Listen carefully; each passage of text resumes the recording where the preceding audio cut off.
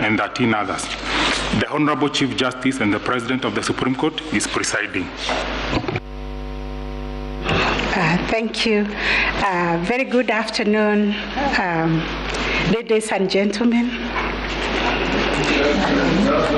Yes, this is the judgment of the court, which is delivered pursuant through 23(1) of the Supreme Court Presidential Election Petition Rules 2017 in the presidential election held on the 9th August 2022. This is an abridged version of the judgment. The full judgment will be delivered after 21 days. Kenya is a sovereign multi-party democratic state whose foundations are firmly spelled in the Constitution. The Kenyan people's quest for electoral reforms since independence is well documented. That notwithstanding, and even without going back to the pre-1992 era, every cycle of elections has been highly contested, with the exception of 2002. This speaks to a background of distrust of the administration of our electoral process.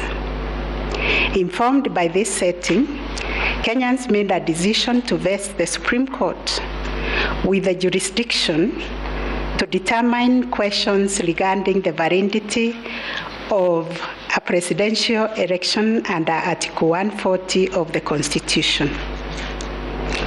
The reactions following the declaration of results of the presidential election of 9th August 2022 shows that the Independent Electoral and Boundaries Commission, IEBC, has not yet garnered universal public confidence and trust in the internal management of the Commission and elections. On the 15th August 2022, 6 days after the general elections were held, Mr. Wafula Chebukati, the chairperson of IEBC, announced the following results. Raila Odinga, 6.942, 930 votes, representing 48.85%. William Ruto, 7.176, 141 votes, representing 50.49%. David Wahiga, 31,987, representing 0.23%.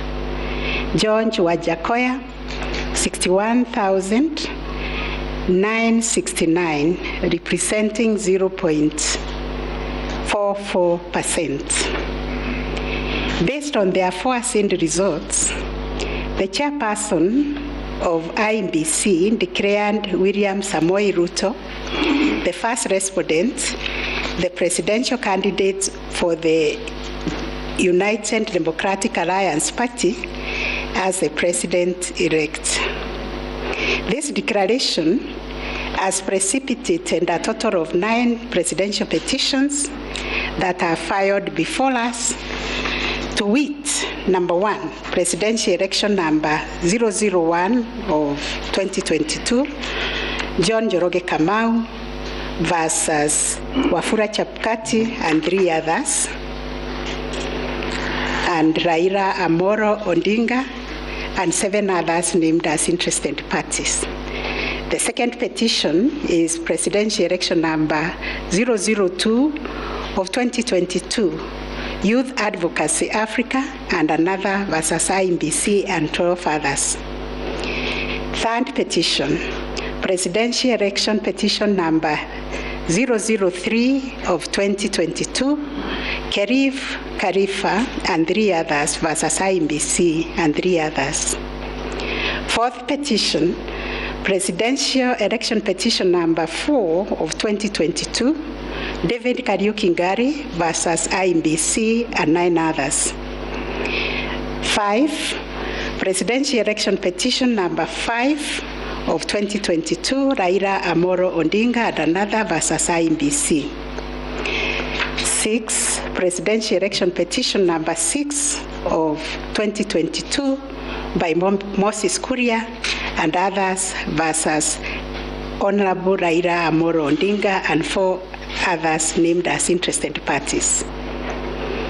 Number 7, Presidential Election number 007 of 2022, Okia Omtata Okoiti and others versus IEBC and others.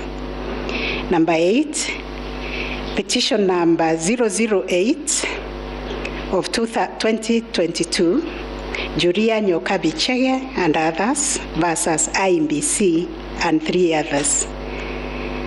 And the last one but not least, Petition number 009 of 2022, Ruben Kigame Richete versus IEBC and others. In addition to these petitions, we received a total of 24 interlocutory applications and 1 preliminary objection, which were filed in this court. 2 of the presidential election petitions were struck out. That is petition number 006 and 009 of 2022 for failure to meet the constitutional threshold as set out under Article 140 of the Constitution. On 29 August 2022, this court also admitted 3 amici curiae briefs by the Law Society of Kenya, the Kenya section of International Commission of Jurists, and John Warubengo and 2 others.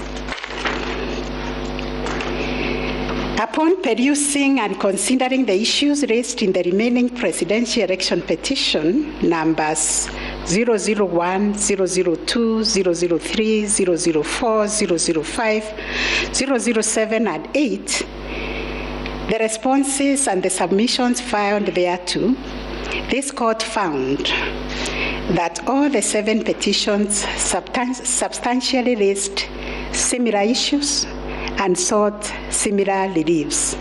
Consequently, on 30th August 2022, this court ordered that the 7 petitions be consolidated and designated Presidential Election Petition number 005 of 2022 as the read file. From the consolidated petition, the responses filed and submissions filed by all the parties, the court crystallized the following issues for determination. And those issues are there. We have repeated them several times. I will not read them.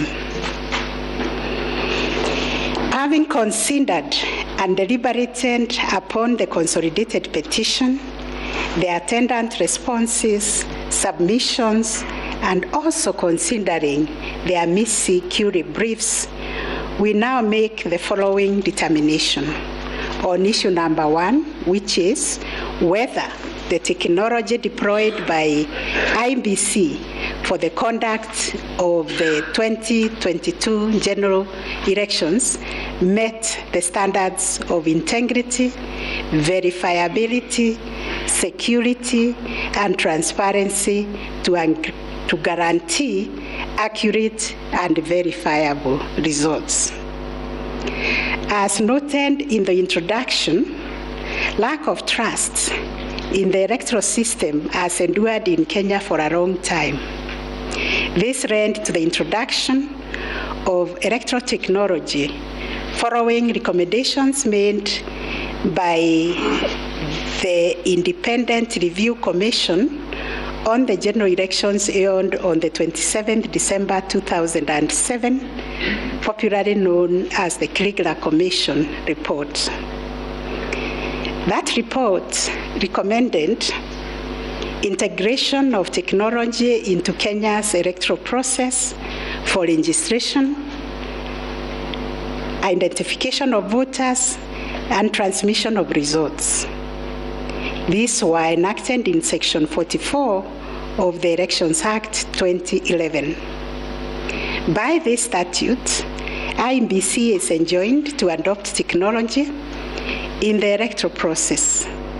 As a consequence, the IEBC developed a technology known as Kenya Integrated Electoral Management System, KIMS, making Kenya's election process an hybrid as it employed both technology and manual processes.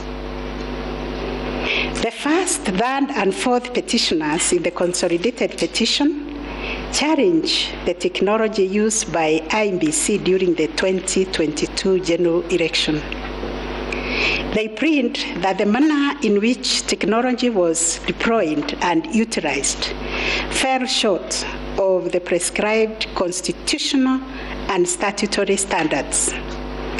As regards the audit of the register of voters, they urge that IEBC, pursuant to its elections operations plan, committed itself to conducting an audit of the register of voters by 31st March 2022. To the contrary, they arrange it only publicly availed the audit report on its website on 2nd August 2022, which was only 7 days to the elections. In this report, it was noted that the auditors established serious gaps and risk to the electoral process, including numerous cases of change of voter stations without knowledge or approval of the affected voters. Grant of voter update privileges in IEBC, IDMs, to 14 user accounts and related to voter registration. Reducing the accountability of user activities in the register of voters. Presence of 11 active generic accounts on the MBIS application and the 2 MBIS users with the same logging identification. Risking unauthorized system users, possible interference, change of particulars on the activation of voters in the system. IEBC's failure to set up access, decertification, and user activity review process. And IEBC was also arranged to have failed to respond to requests by auditors for crucial information.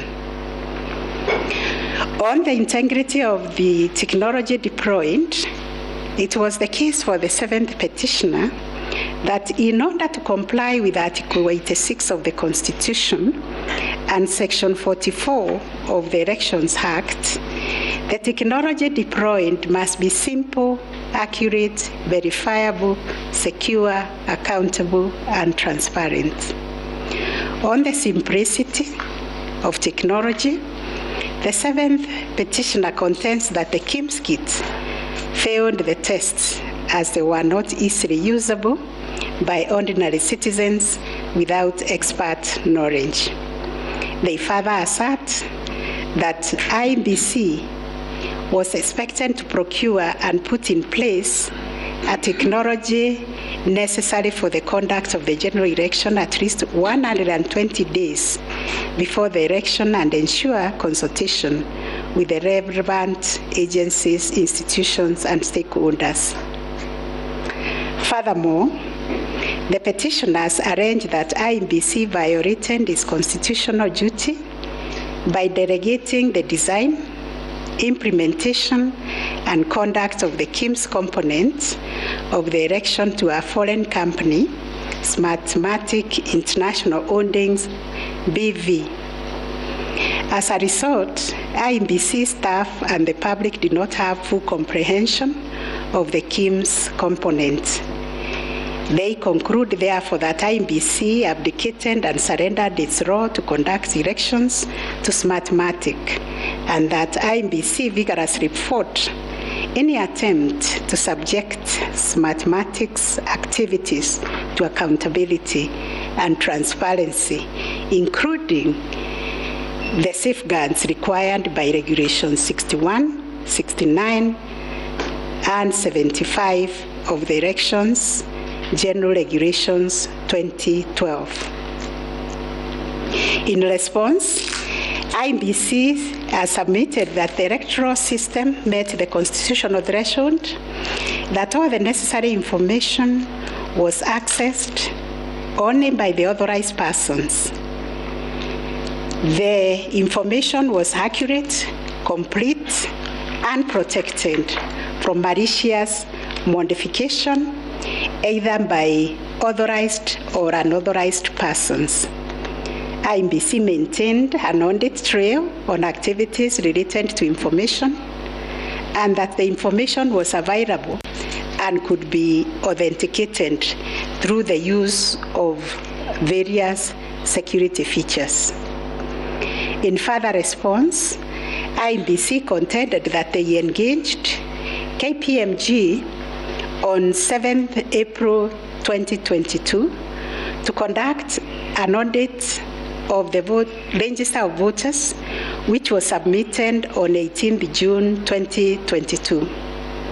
In addition, it issued a briefing on the report on 20th June 2022, summarizing the thematic areas therein and disclosing its findings as well as actions taken to remedy the issues identified.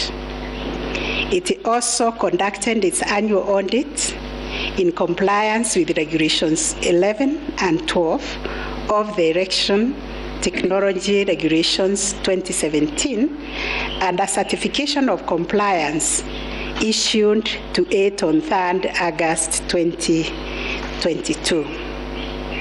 IEBC relied on sworn affidavits by Michael Ouma, Moses Sunkuri, and Hussein Majan on 26th August 2022, which were to the effect that it published the interim report by KPMG on 8th June 2022 and embarked on remedial measures aimed at effecting the recommendations ahead of publication of the final report.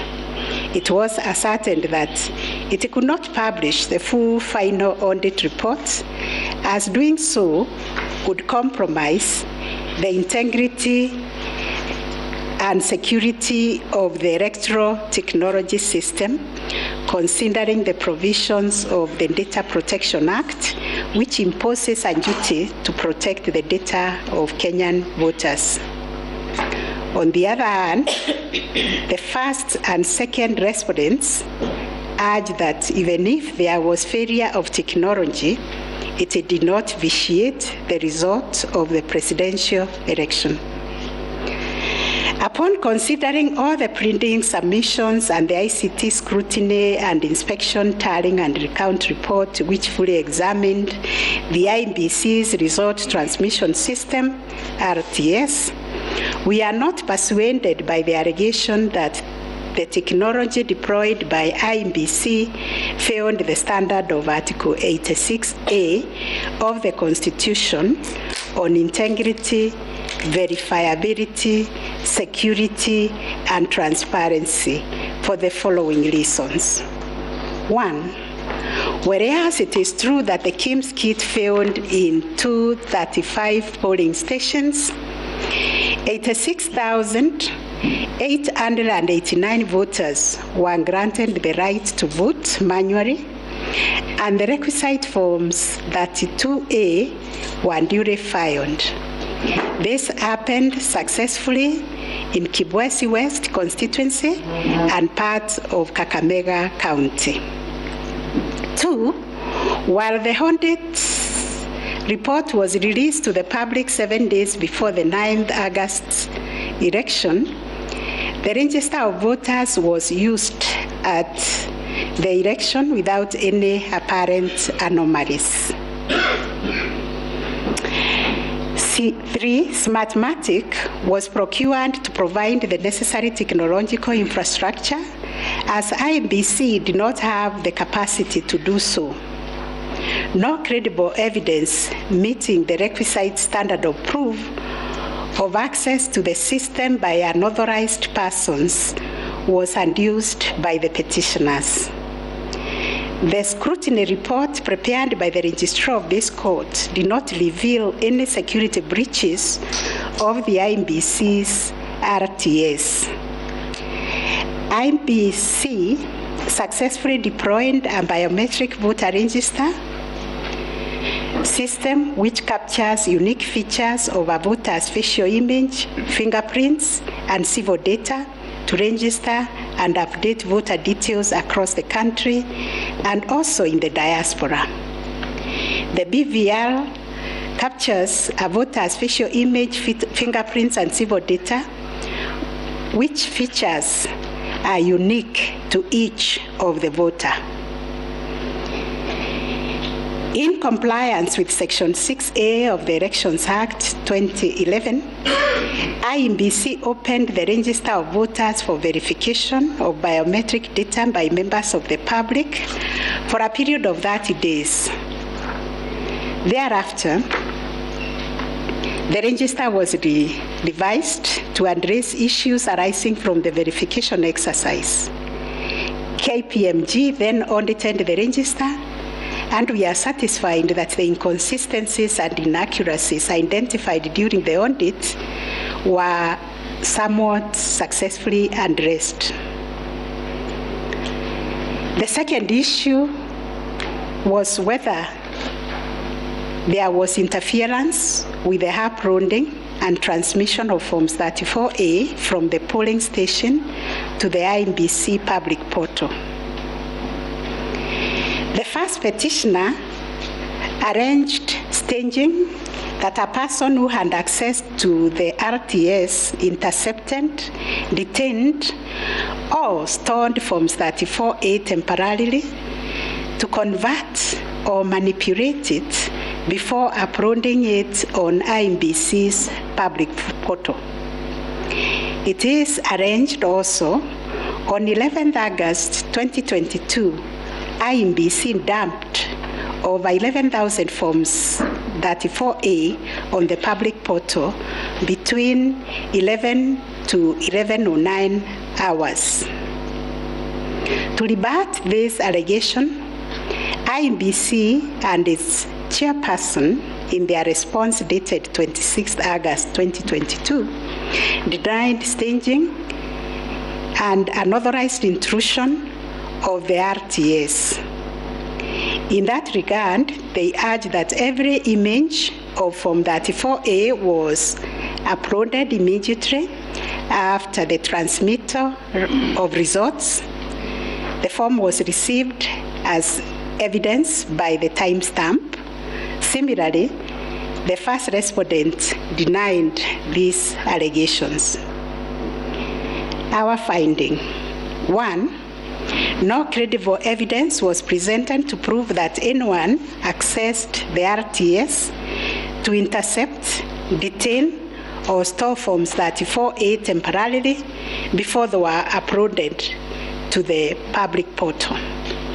The allegation that 11,000 Forms 34A were affected by staging was similarly not proved. 2, the allegation that IEBC, its officials and strangers used a tool to tamper with the Forms 34A before converting them to the portable document format, that is PDF, that eventually appeared on the public portal, was sufficiently explained when IEBC demonstrated how KIMS captured and transmitted the image of Form 34A. Accordingly, we dismiss that allegation. 3, during the ICT scrutiny, it turned out that the transmission logs produced in the affidavit of Justice Nyangaya were of no probative value. The registrar's report shows that the original forms 34A from the contestant polling stations, which were allegedly intercepted, were exactly the same as those on the public portal, and the certified copies that were presented to this court pursuant to the provisions of Section 12 of this Supreme Court Act 2011. 4. Regarding the allegation that the integrity of the public portal was compromised, this was disproved by evidence of consistent attributes such as unique timestamps, uniform PDF conversions at the polling stations, correct polling station mapping, and consistent KIMS reporting from verification to transmission of results. 6. The RTS was configured on a virtual platform network, VPN, and the SIM cards locked to a specific polling station. The server was also configured to accept results only from authorized and properly mapped KIMS kits. In our view, the petitioners failed to produce credible evidence to the contrary. 7. A review of some of the logs presented as evidence of staging showed that they were either from logs arising from the 2017 presidential election or were outright forgeries. In our considered view, there was no evidence of a man-in-the-middle server configured to the IEBC's VPN network, and no evidence was produced to show that the chairperson of IEBC and staff were part of the arranged conspiracy to stage the transmission process. 9. Whether there was a difference between Forms 34A uploaded on the IEBC public portal and the Forms 34A received at the National Tallying Center and Forms 34A issued to the agents at the polling stations. On this issue, the first petitioner's case was that there was deliberate manipulation and tampering with Forms 34A, as demonstrated in the affidavits, to the effect that votes were being deducted from the first petitioner and being added to the first respondent. To support this petition, evidence was contained in the affidavits of Honorable Martha Karua, sworn on 21st August 2022, Celestine Anyango Opio, Arnold Ochieng Oginga, and John Mark Githongo, which was sworn also on 21st August 2022, and a further affidavit sworn on 28th August 2022. Dr. Nyangasi also swore an affidavit on 21st August 2022, and so was Martin Papa, to support that allegation of handing and subtraction of votes. On the other hand, IEBC and its chairperson urged that all Forms 34A transmitted to IEBC portal were not interfered with or manipulated. Further, that the Forms 34A signed at the polling station and issued to the agents were identical to the Forms 34A uploaded on the public portal and delivered to the National Tallying Center at the Bomas. It was contended that in any event, IEBC used the original physical Forms 34A to tally, verify, and declare the presidential election results. This court ordered scrutiny of the forms from the 41 polling stations outlined in the affidavit of Celestine Opio to ascertain the allegation of interference. And this is our finding. One, there were no significant differences captured between the Forms 34A uploaded on the public portal and the physical Forms 34A delivered to bombers that would have affected the overall outcome of the presidential election. B, no credible evidence was presented to support the allegation that Forms 34A presented to agents differed from those uploaded to the public portal. The report by the registrar of this court confirmed the authenticity of the original forms in the sampled polling stations. The affidavits of Celestine Opio and Arnold Ochieng Oginga, while containing sensational information, were not credible, as the registrar's report confirmed that all the Forms 34A attached to those affidavits and purportedly given to them by the agents at select polling stations were significantly different from the originals, certified copies, and those on the public portal. The purported evidence of Celestine Opio and Arnold Oginga, sworn in their respective affidavits, are not only inadmissible, but are also unacceptable. It has been established that none of the agents on whose behalf the forms were being presented swore any affidavit, that there is nothing to show that they had instructed both Celestine and Arnold to act for them. Yet the two have gone ahead to depone on matters that are not within their knowledge. This court cannot countenance this type of conduct on the part of counsel who are officers of the court. Though it is elementary learning, it bears repeating that affidavits filed in court must deal only with facts which an opponent can prove of his own knowledge, and as a general rule, counsel are not permitted to swear affidavits on behalf of their clients in contentious matters like the one before us, because they run the risk of unknowingly swearing to falsehood and may also be liable to cross-examination to prove the matters deponed. We must remind counsel who appear before this court, or indeed before any other court or tribunal, of the provisions of sections 113 and 114 of the Penal Code that swearing to falsehoods is a criminal offense, and two, that it is an offense to present misleading or fabricated evidence in any judicial proceeding.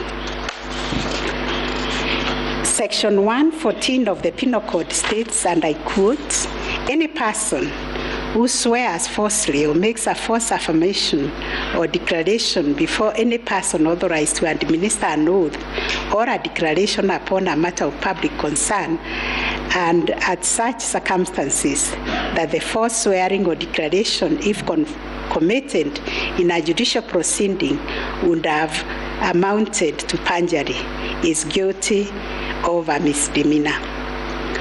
One of the most serious losses an advocate may ever suffer is the loss of trust by judges for a long time. Such conduct amounts to interference with the proper administration of justice. The contents of the affidavit of John Mark Githongo, which may contain forgeries, are also dismissed for not meeting the evidential threshold. Those averments contain no more than incredible and hearsay evidence. No admissible evidence was presented to prove the allegation that Forms 34A were fraudulently altered by a group situated in Karen under the direction of persons named in the affidavit, and video clip attached to it. As a matter of fact, these two affidavits amount to double hearsay and incapable of being proved at each of the rears.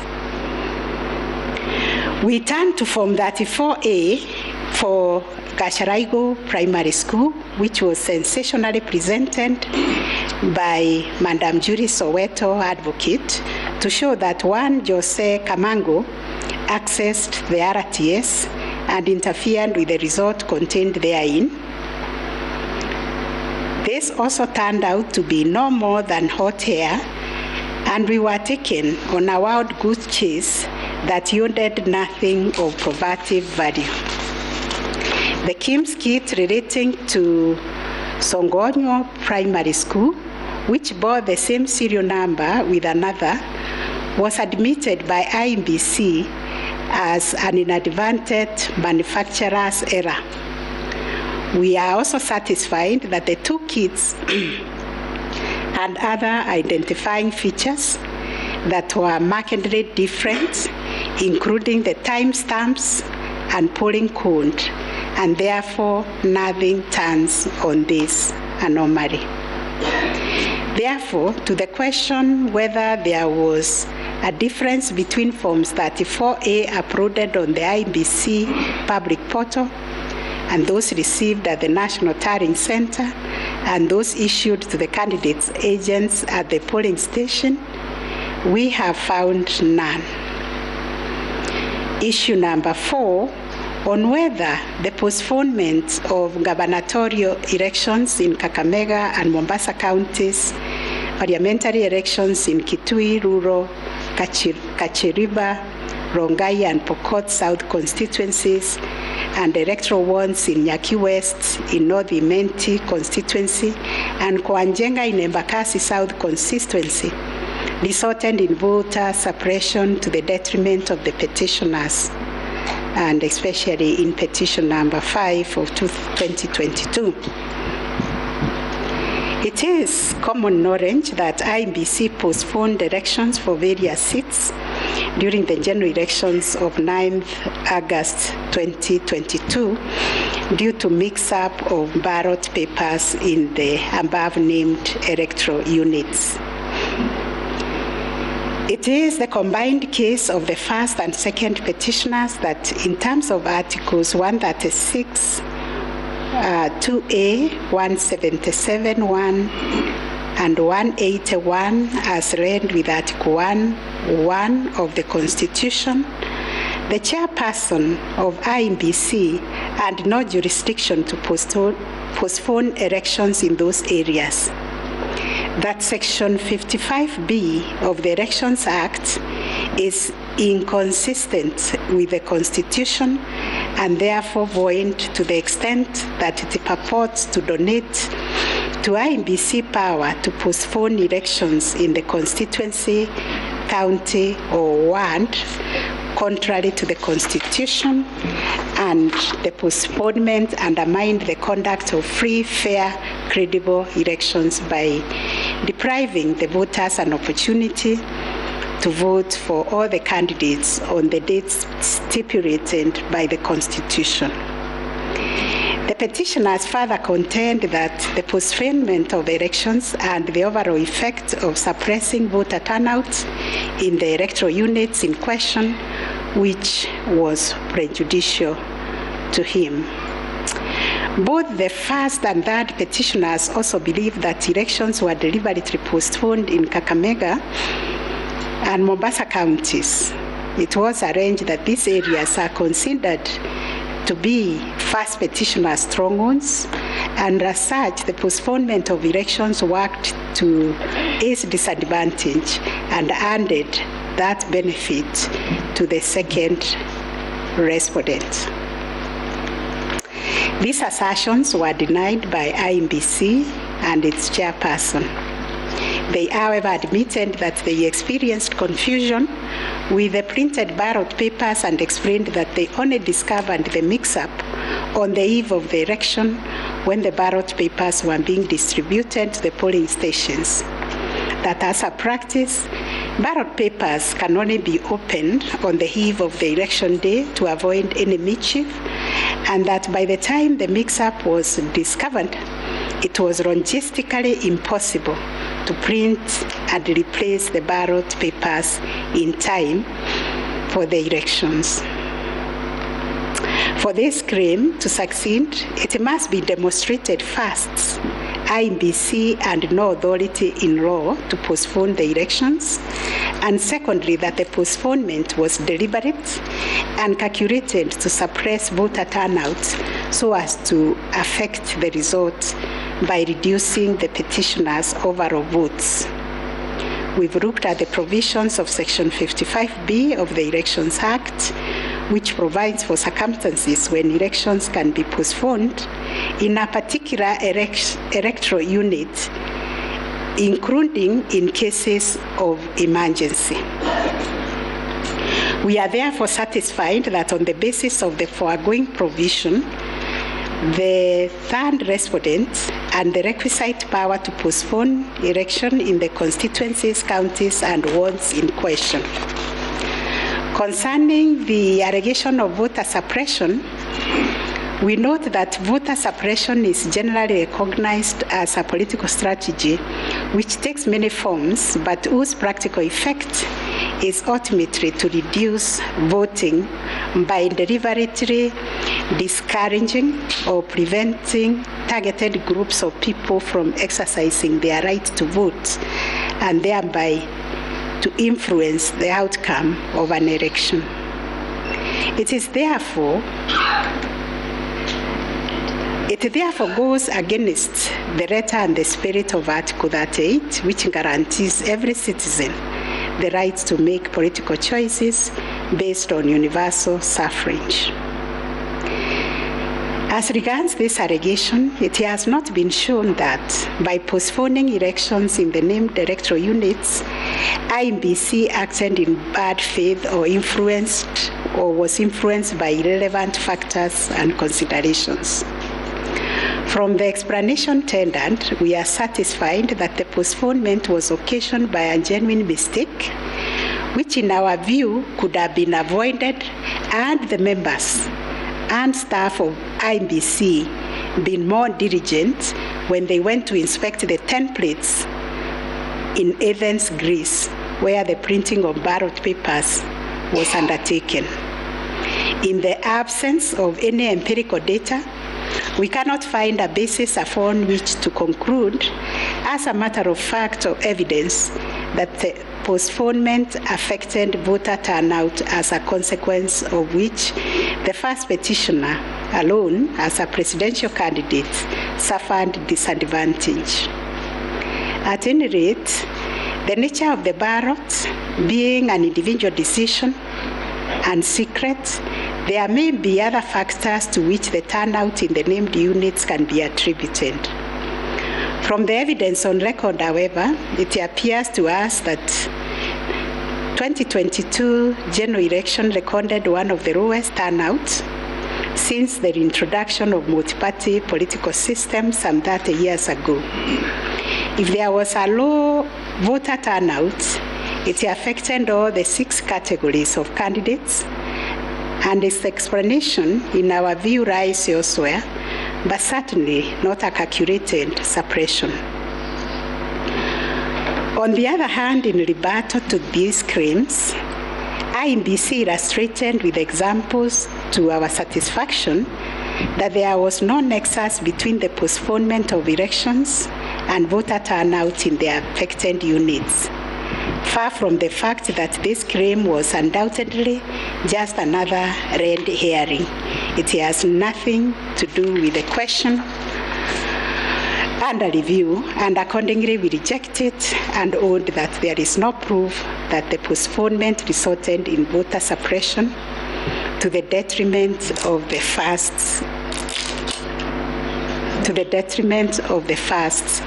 petitioner. Whether there were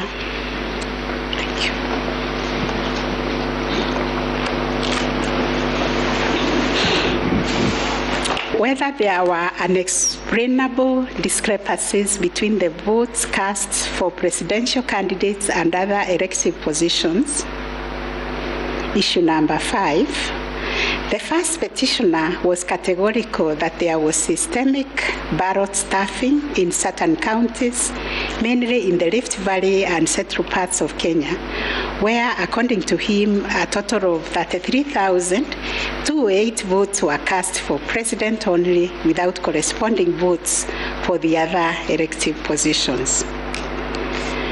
On the part of IEBC and the chairperson, while acknowledging that he did, in some instances, there was vote differential between those cast for president and for other positions, but maintained that they were insignificant, and those instances related to votes by prisoners and citizens in the diaspora who only vote for the president, but did not take part in other elective positions.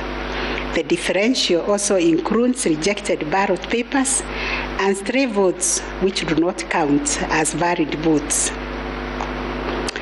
The well-established principle that the person who asserts a fact must prove it casts the burden upon the first petitioner to demonstrate that there were instances of ballot stuffing of such a magnitude as to justify the nullification of the presidential election.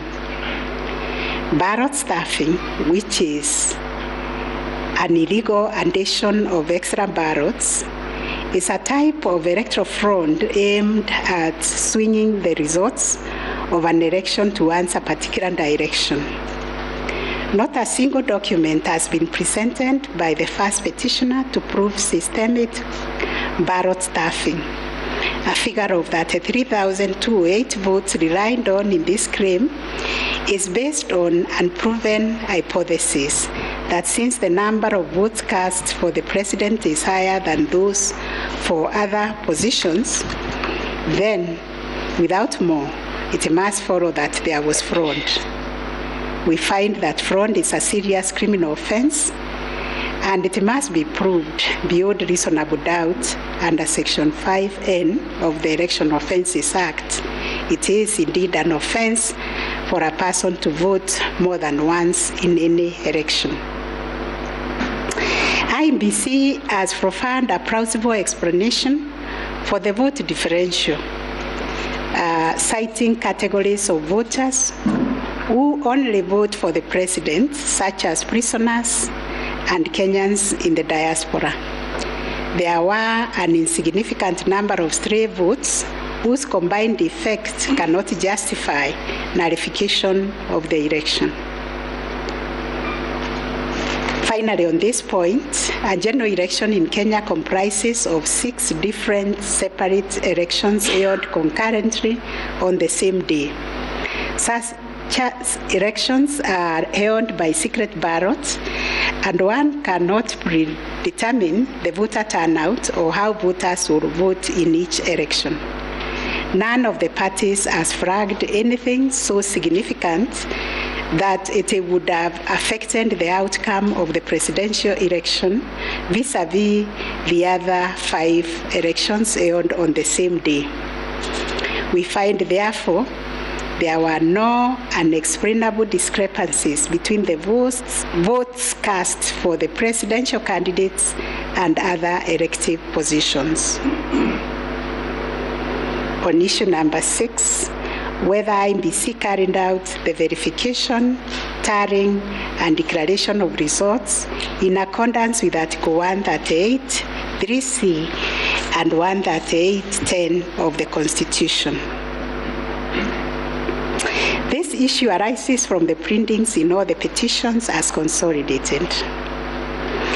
Based on the said printings, the affidavits sworn in support thereof, and the written and oral submissions by parties, two viewpoints regarding the meaning, scope, and application of Article 138, 3C, and 10 of the Constitution have been advanced. On the one hand, the petitioners submit that pursuant to the foregoing provisions, the role of verifying and tallying of votes as received from polling stations countrywide is vested in the Commission as a corporate entity and not the chairperson of the Commission. It It is their argument that the chairperson cannot undertake this task to the exclusion of other commissioners. They submit that the language of Article 138(3)(c does not envisage a situation where the chairperson can arrogate to himself unfettered authority to verify and tally the results at the National Tallying Center without involving the other commissioners. Such action, they contend, would not only be unconstitutional, but would be sufficient ground without more to nullify an election of a president-elect. In support of their argument, the petitioners cite the Court of Appeal decision in IMBC versus Mainakiai and 5 others as affirmed by this court in the case of Raila 2017. The petitioners further submit that Regulation 87(3) of the Election General Regulations is unconstitutional to the extent that it purports to vest the power of verification and tallying in the chairperson of IMBC. On the other hand, the first, second, and third respondents submit that power to verify, tally, and declare results of a presidential election at the National Tallying Center is the exclusive preserve of the chairperson of IMBC. According to them, there is nothing unconstitutional about Regulation 87(3) of the Elections General Regulations. The said regulation, the respondents submit, makes no mention of commissioners other than the chairperson. At any rate, the respondents argue Article 138(3)(c of the Constitution does not envisage a situation where it is the commissioners who personally undertake the task of verifying and tallying the results as entered into the thousands of Forms 34A. Such an undertaking would be humanly impossible, they submit. For good measure, the respondents submit that Section 11A of the IMBC Act provides that the chairperson and members of the commission are responsible for the formulation of policy and strategy of the commission and oversight. In their view, the Act does not contemplate a situation where commissioners would be directly involved in the verification and tabulation of presidential election results. The task of verification and tallying, as stated by the respondent, is executed by the staff of the Commission under the direction and supervision of the Commission Secretary, who in turn reports to the chairperson. As to whether the chairperson acted unilaterally in verifying and tallying the presidential election results at the National Tallying Center, the petitioners claim that he did. This is what happened. It is the petitioner's case that the chairperson published an illegal Gazette Notice number 4956 of 2022, in which he designated himself as the presidential returning officer, a position unknown in law and the Constitution. Having done so, the petitioners state that the chairperson proceeded to conduct the verification and tallying process to the exclusion of other commissioners, each of whom he had assigned territorial roles and related to the verification and tallying exercise.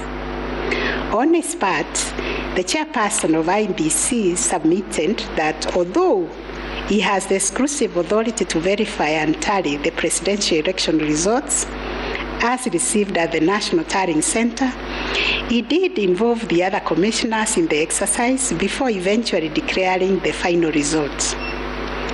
He submitted that he did this in the spirit of teamwork. The chairperson of IMBC states that indeed the 4 commissioners were involved in the preparation of the 9th August general elections from the time of their swearing into office all the way to the verification and tallying of results at the National Tallying Center until they withdrew from the exercise just when it was set to declare the final result.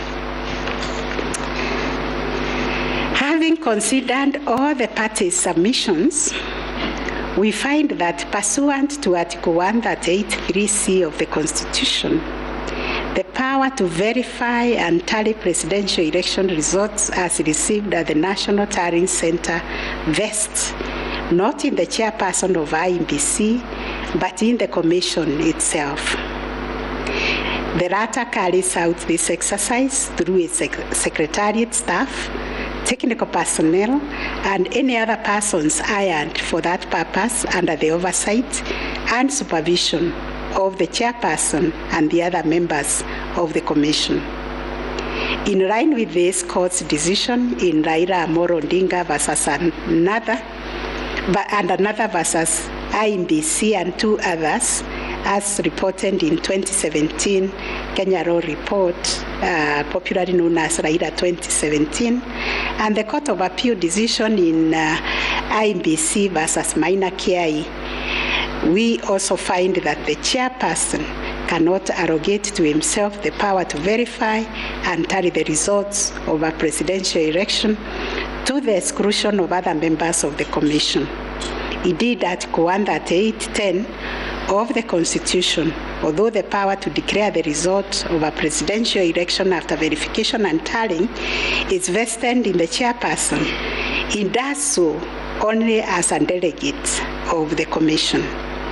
Consequently, to the extent that Regulation 87(3) of the Elections General Regulation purports to vest the power of verifying and tallying presidential election results as received at the National Tallying Center solely on the chairperson to the exclusion of other members of the Commission, the same is contrary to and inconsistent with the provisions of the Constitution. That said, we, however, take cognizance of the fact that the 4th, 5th, 6th, and 7th respondents, referred to as the 4 commissioners, actively participated in the verification and tallying exercise from the beginning up to and until just before the declaration of the result by the chairperson. They took turns announcing the results as verified and tallied, and were present and active during the actual verification and tallying at Bomas. An example is when one of them, Justice Nyangaya, stood on the podium to announce to the public results and also announced an adjustment that had been occasioned by errors of tabulation. The events of 15th August 2022, therefore, came as a surprise. As the public waited for the chairperson of IEBC to declare the final result, sporadic violence broke out at Bomas. The violence swiftly was contained by the security forces, but there was unexpected drama as 2 different factions of the Commission began to emerge. Kenyans found themselves watching an appalling split-screen scenario on their television sets. On one part of the screen was the chairperson readying himself to declare the results in accordance with Article 138(10) of the Constitution. On the other part of the screen were the 4 commissioners on the runs of the Serena Hotel, Nairobi, from where they announced that they would not own the results that were soon to be declared by their chairperson. The 4 commissioners informed the public of their rejection of the yet-to-be-announced results, terming them opaque due to the manner in which the chairperson had been conducting the verification and tallying exercise. In his affidavit dated 25th August 2022, Justice Nyangaya affirmed that the chairperson's actions during the tallying and verification exercise at Bomas made it difficult to ascertain the total number of votes cast and the actual number of votes attained by each candidate, so as to enable him authoritatively state the commission and declared accurate results. All the petitioners have anchored their arguments for the nullification of the 9th August presidential election in Taharia on the walkout from the Bomas by the 4 commissioners. They contend that by rejecting IEBC's results on grounds of opaqueness of the verification and tallying process, they called into question the credibility of the entire election. They further submitted that being in the majority out of the 7-member commission, their view should prevail and the election should be nullified. It is the petitioner's argument, therefore, that a dysfunctional commission cannot deliver a credible election. We note that apart from their 11th hour denunciation of the verification and tallying process and their averments regarding the conduct of the chairperson, the 4 commissioners have not placed before this court any information or documents showing that the elections were either compromised or that the result would have substantially differed from that declared by the chairperson. Critically, they have not explained why they participated in a verification process when they knew that it was opaque up until the last minute. Indeed, at the Serena Hotel press briefing, the 4 commissioners acknowledged that thus far the entire election had been managed efficiently and credibly. The chairperson on his part did not make matters any better by maintaining a stoic silence, even as things appeared to be falling apart. All this, in our view, points to a serious malaise in the governance of an institution entrusted with one of the monumental tasks of midwifing our democracy, an institution that obviously needs far-reaching reforms, of which we shall say more in our detailed reasons.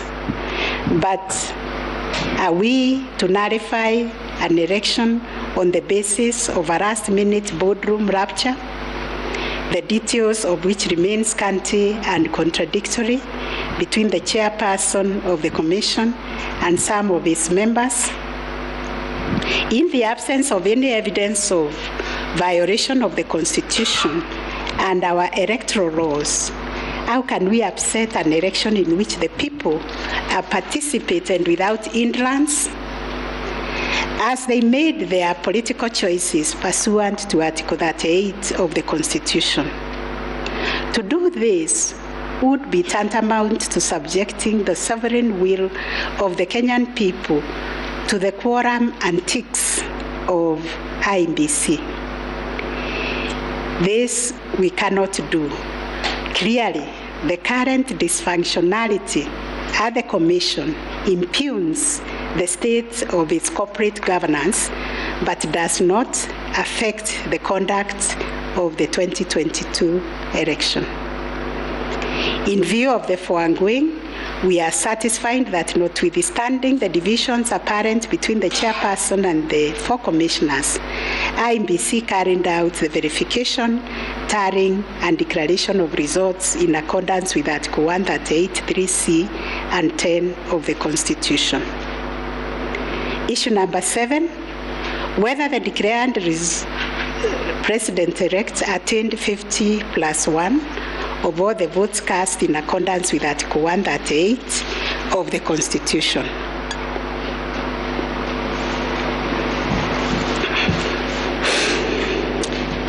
The first Second and third petitioners affirmed that the first respondent did not garner 50% plus one of the total votes cast and therefore did not meet the threshold provided by Article 138(4)(a) of the Constitution. They anchored their claims on the basis that in order to determine whether a candidate has attained 50% plus one of the votes cast, this ought to be calculated based on the total number of votes cast, excluding rejected votes. They argued that 50% of 14,353,165 votes, in their view, were the variant votes cast, which amounted to 7,176,582.77 votes. They therefore contended that by attaining 7.176,141 votes, the first respondent did not meet the constitutional threshold to be declared president-elect. Supporting the claim that the first respondent did not meet the 50 plus 1 constitutional threshold was the sixth petitioner. His contention was founded on the backdrop of a press briefing issued by the chairperson of IEBC after the official closure of voting on 9th August 2022. According to the sixth petitioner, the chairperson of IEBC announced that the voter turnout was 65.4% of the total number of registered votes based on the verification of the KIMS kits which were functional during the process of voting. In addition, the sixth petitioner urged that the voter turnout of 65.4% did not include some 238 polling stations where the KIMS kit had malfunctioned, necessitating use of the manual register.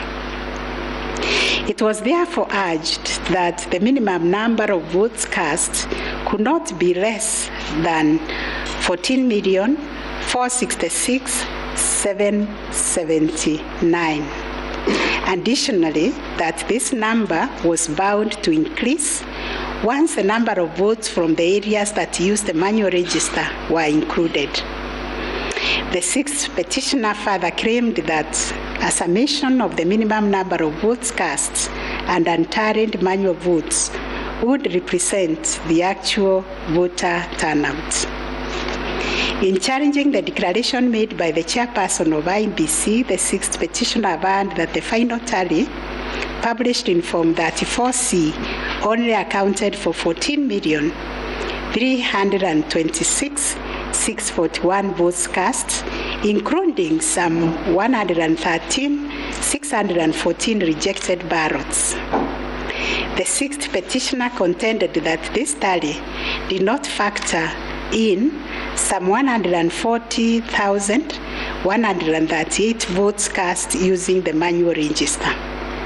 The sixth petitioner computed this number by subtracting 14,326,641 declared votes cast from 14,466,779 generated by the sixth petitioner as representing 65.4% of the voter turnout.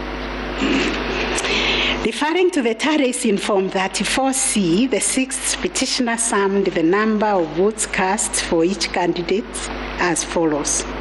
Raila Odinga, 6,942,193. William Ruto, 7,176,141. Wahiga Mwaura, 31,987. And George Wajakoya, 61,969, adding to a total of 14,213,027. He then added 138,000 arranged to be unturned votes and this yielded a total of 14,353,165 total valid votes, which the sixth petitioner used to compute the percentages garnered by each candidate as follows. William Ruto, according to him, garnered 49.9%, Raila Odinga 48.3%, Wahiga 0.22%, and Wanjakoya 0.3%. It is on this basis that the sixth petitioner grounded the claim that none of the candidates met the constitutional threshold as set out in Article 138(4)(a). IEBC and its chairperson disputed the sixth petitioner's claim. They submitted that the declaration of results is based on the number of people identified as having voted on the KIMS kit and not the total persons on the voters' register as arranged. They contended that the final voter turnout, comprising of the voters who were identified through the KIMS kit and those who voted manually, was 64.76% and not 65.4% as arranged by the petitioners. They urged that the announcement by the chairperson of IEBC on 10th August 2022 was immediately clarified during the same press briefing. And evidence of this correction was provided to this court in an affidavit of the first and second respondents in Presidential Election Petition number 7 of 2022. According to IEBC and the chairperson, 14,239,862 voters were identified using the KIMS kit, while 86,889 voters were identified using the printed voter register. Therefore, the total valid votes cast were 14,213,137, while the total number of rejected ballots were 113,614, constituting 14,326,751 total votes cast. They illustrated that the first respondent garnered 7.176,141 votes against 14,213,137 total valid votes cast, yielding a percentage of 50.49 to meet the requisite constitutional threshold for a candidate to be declared president-elect. In the upshot, the percentage attained by each candidate was as follows: Raila Odinga 48.84%, William Ruto 50.48%, Waiga Mwaure 0.22%, and George Wanjakoya 0.43%. IEBC and its chairperson also submitted that the KIMS kits malfunctioned in 235 polling stations, necessitating the use of the printed voter register. In these polling stations, backup KIMS kits were later deployed for purposes of results transmission.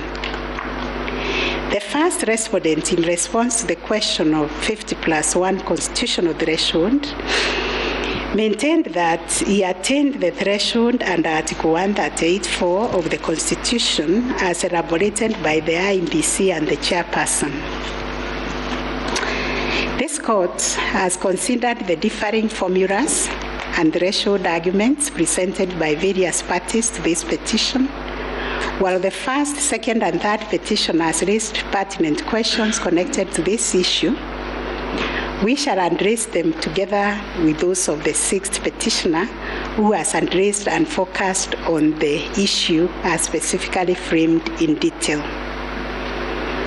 It must be restated that the case made by the sixth petitioners concerns a data-specific threshold as enunciated under Article 138(4) of the Constitution, that without attainment of which there can be no declaration.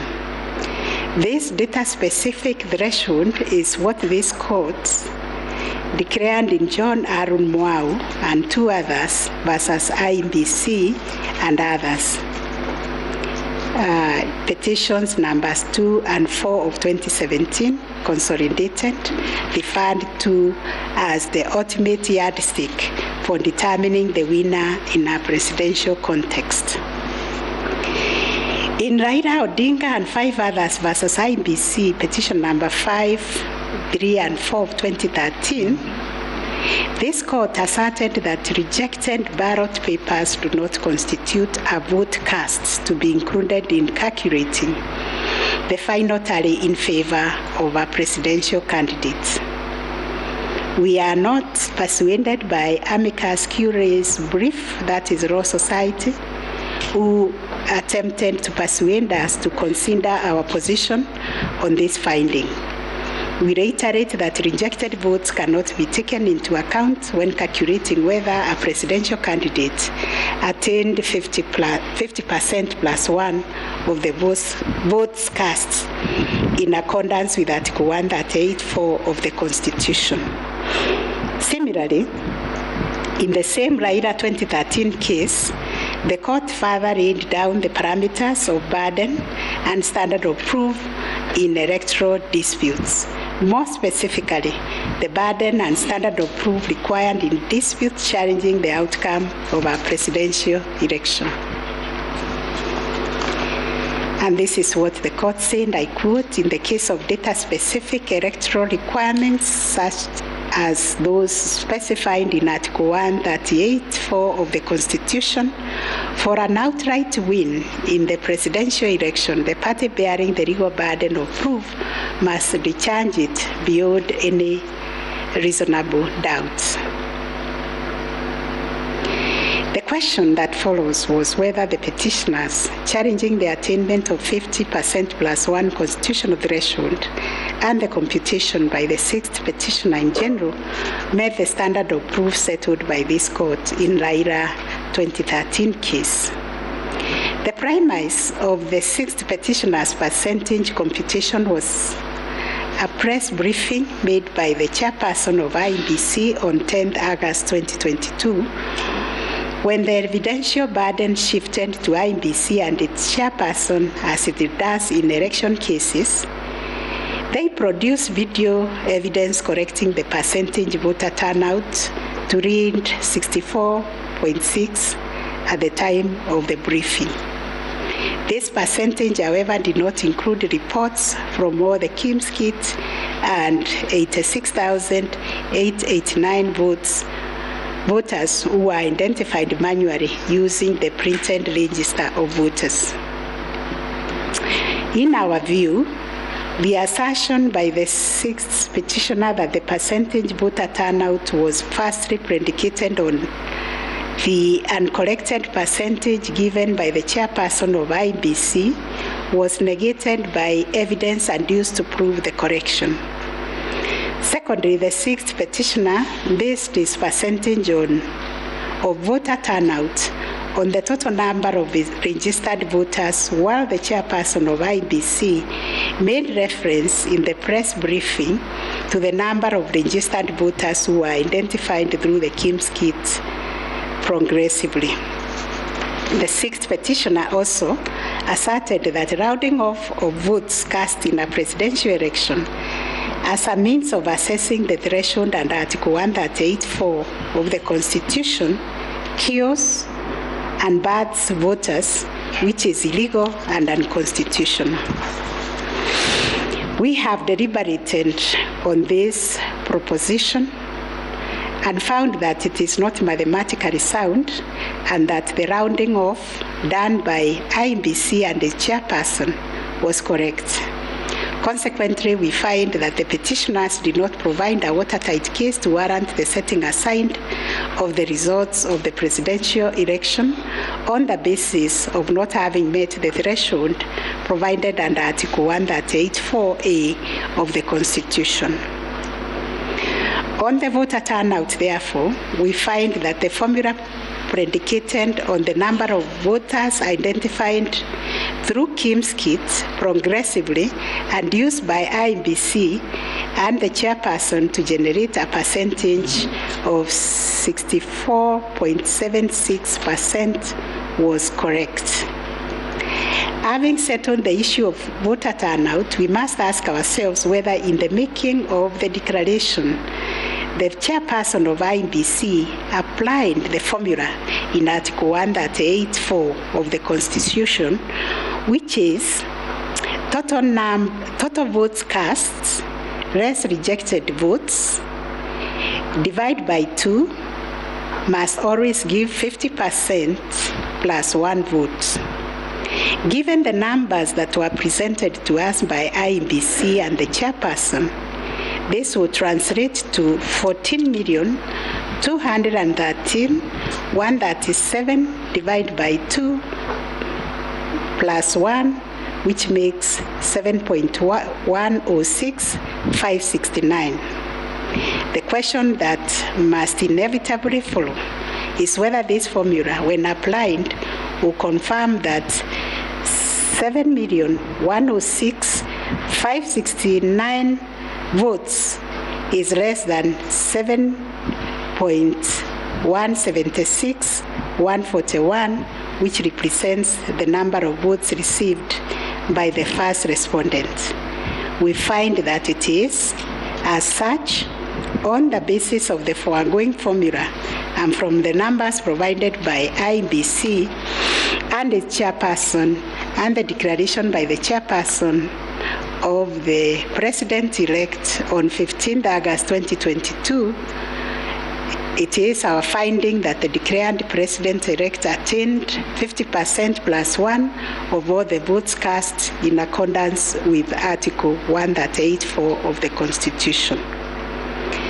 Issue number 8, on whether there were irregularities and illegalities of such magnitude as to affect the final result of the presidential election. Although the petitioners have provided numerous averments pointing to possible irregularities and illegalities marked by failure of technology, arranged voter suppression, printing and utilization of Book 2 of 2, EU preparation by the IEBC and its chairperson, commission indiscretions, transposition anomalies, agent absence, and many others, we are of the view that the pointed illegalities and irregularities were not of such magnitude as to affect the final result of the presidential election. We will delve deeper into the details of this issue in our recent judgments. Last issue, what reliefs and orders can the court grant? Under Article 163(3) of the Constitution, it is provided that the Supreme Court will have A. Exclusive original jurisdiction to hear and determine disputes relating to the election of the office of the President arising under Article 140. And Article 140 provides, I quote, a person may file a petition in the Supreme Court to challenge the election of the President-elect within 7 days after the date of the declaration of the results of the presidential election. 2, within 14 days after the filing of a petition under Clause 1, the Supreme Court shall hear and determine the petition, and its decision shall be final. If the Supreme Court determines the election of the President-elect to be invalid, a fresh election shall be held within 60 days after the determination. In exercising its jurisdiction pursuant to these provisions, the court sits as an election court with a mandate to determine the validity or otherwise of the election of the President-elect. It is clear to us that the jurisdiction of the court is quite circumscribed in terms of the orders or reliefs it can grant following the hearing and determination of the election petition under Article 140 of the Constitution. In the event the court determines that the election of the president-elect is invalid, it must make an order nullifying the election. Consequently, it has also to make an order directing IEBC to hold a fresh election within 60 days after the determination. Should the court determine that the election of the president-elect is valid, it shall issue a declaration to that effect. The court has then, as a matter of course, to make an order dismissing the petition with or without cost, as the case may be. In the strict sense, therefore, these are the only orders that the court may make under the Constitution. The court cannot assume jurisdiction that goes beyond the purview of Articles 163(3) and 140 of the Constitution. However, nothing stops the court from issuing orders or reliefs by way of recommendations. Indeed, since 2013, this court has issued many recommendations arising from the determination of 3 petitions challenging the election of the president-elect. The recommendations are meant to improve our electoral landscape and hence aid in the development of our democracy. In this regard, this court has been greatly aided by the contributions also of the amici curiae, and the court places a heavy premium on those briefs that were filed and those which were admitted. The final orders made by the courts. This is a unanimous decision of the court, and we make the following orders. 1, the presidential election petition number E005 of 2022 as consolidated with the presidential election petition numbers E001, 2, 3, 4, 7, and 8 of 2022 are hereby dismissed. As a consequence, we declare the election of the first respondent as president-elect to be valid under Article 143 of the Constitution. This being a matter cutting across the public interest, we order that each party do bear their own costs. It is so ordered. And finally, the court has asked me to also acknowledge, although we'll do it in the long draft, the enormous contribution made by counsel in these proceedings, and also the orderly way the counsel, all the advocates and parties conducted themselves. They remained seated throughout the proceedings. That is the judgment of the court, a unanimous one. We shall issue a media summary to help the media summarize the case. I think that is all. Thank you very much for coming.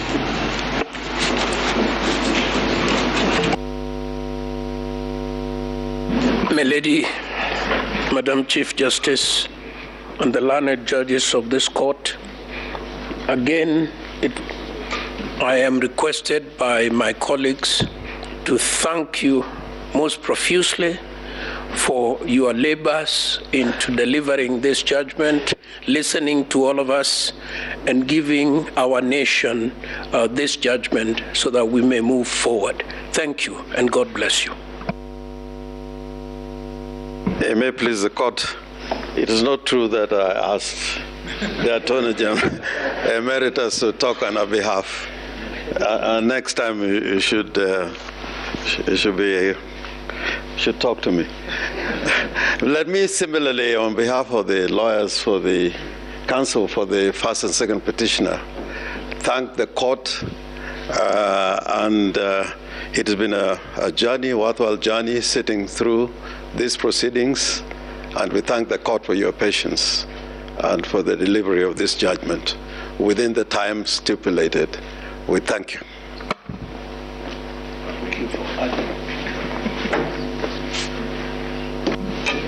Madam President, members of the court, I wish to request just a couple of minutes for the chairperson of the Law Society of Kenya to make a few remarks in appreciation of the work that the court and Kenyans have done on this exercise, if you allow.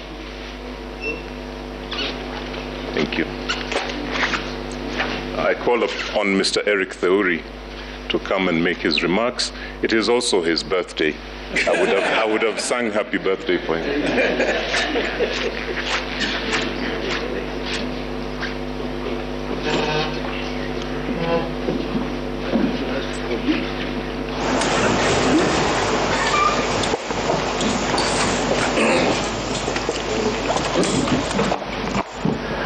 My Lord, the Chief Justice of the Republic of Kenya, the President of the Supreme Court, the Deputy Chief Justice and all the Justices of the Supreme Court, I think it would only be fair that I make my remarks after Counsel for the Respondents, Senior Fred Ngatia, makes his remarks to the court.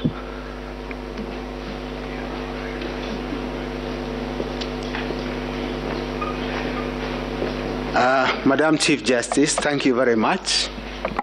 It's so kind for the President to acknowledge that age goes before youth. Mine is to thank the court, to thank my learned friends for the effort we all expended. We thank this court for clarifying certain issues, and we look forward to a less corrosive 2027. Thank you very much.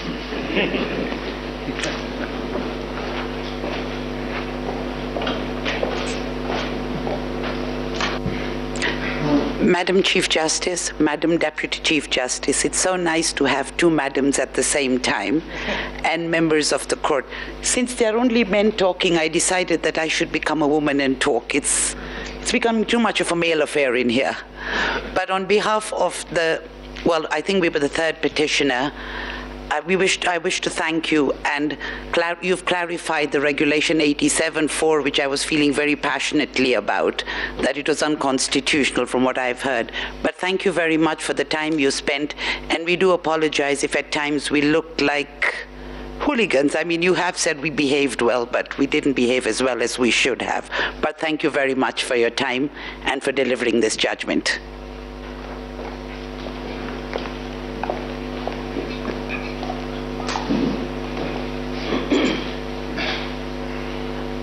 Madam Chief Justice, Madam Deputy Chief Justice, members of the court, I, on behalf of Attorney General, take this opportunity to thank you most sincerely for a great job done and for the courage to clearly define the limits of the law, which will help us empower IBC on the way forward, and hope that this might be the last of the petitions after elections once we carry out a proper elections based on your guidelines. Thank you.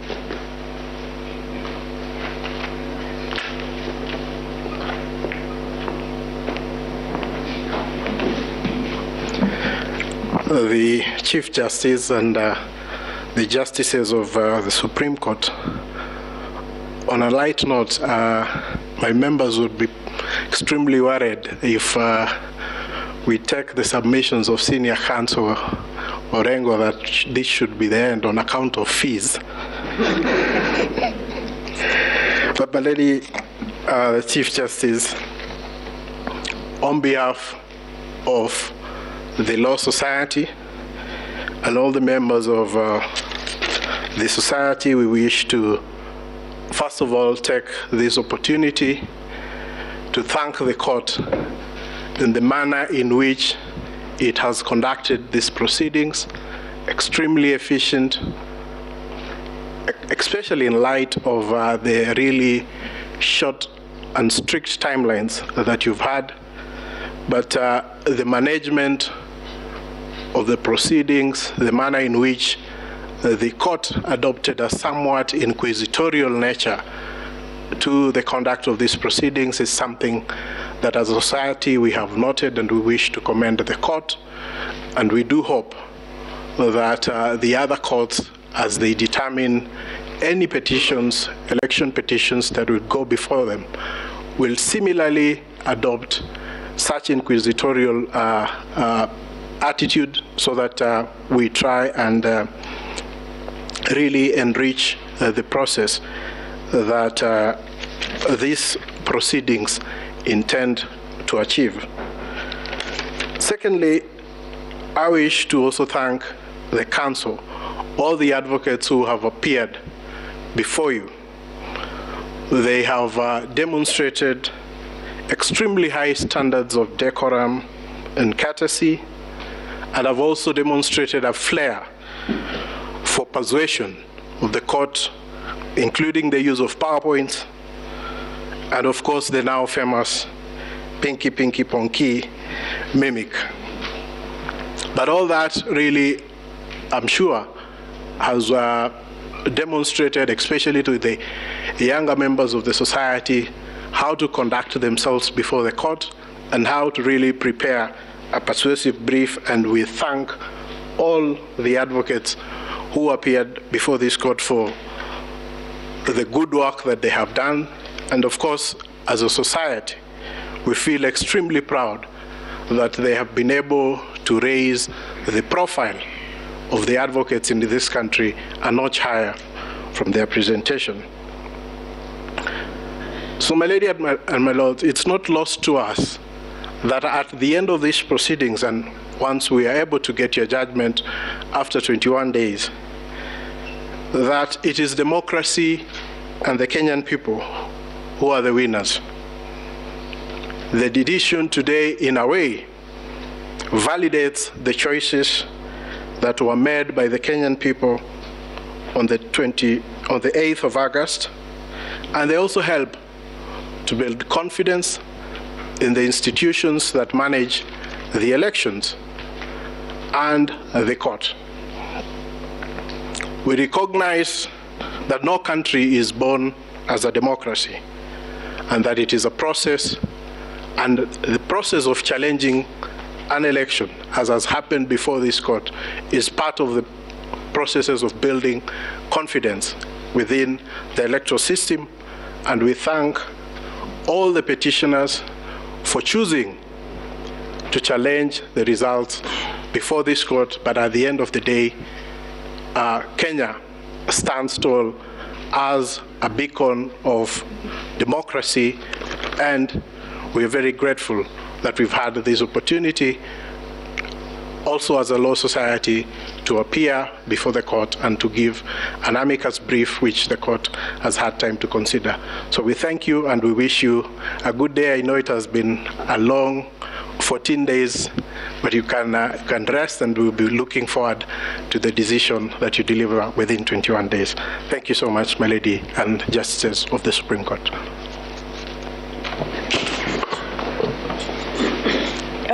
Thank you, Mr. President. I have been asked by the President of our court to react to your submissions, and in so doing, I am obliged to say that we are truly humbled by the statements that you have just made. More humbled because those statements come from both sides of the divide. And thank you for appreciating what we have to do within a very short while. Thank you for appreciating that it wasn't our wish that we were doing what we were doing. We were doing the wish of the Constitution of Kenya 2010, the laws of the Republic, the facts of the cases that you placed before us, and the evidence in rebuttal. We know that, and we have repeatedly said this, the President and I, whenever we have had time to talk to you in other fora, that we are incomplete without this side of the bar. We are incomplete without the advocates. We thank you. We will get opportunity to do that in the main judgment, in the reasoned judgment. But we really appreciate your industry. We were impressed by the submissions you took. And we were impressed, and we said this the last 3 days, I'll tell you something about that in a minute, by how deeply you believed in your clients' cases. That we think is a mark of an extremely grown legal profession, and we ask that you do not bring the bar down. You keep taking it up. In any contest of whatever nature, and even if we say there are no winners and losers, and even if we say that the winners are the Constitution and the people of Kenya, the truth is that some 6 million Kenyans will not be happy today. But that's the nature of the work we do.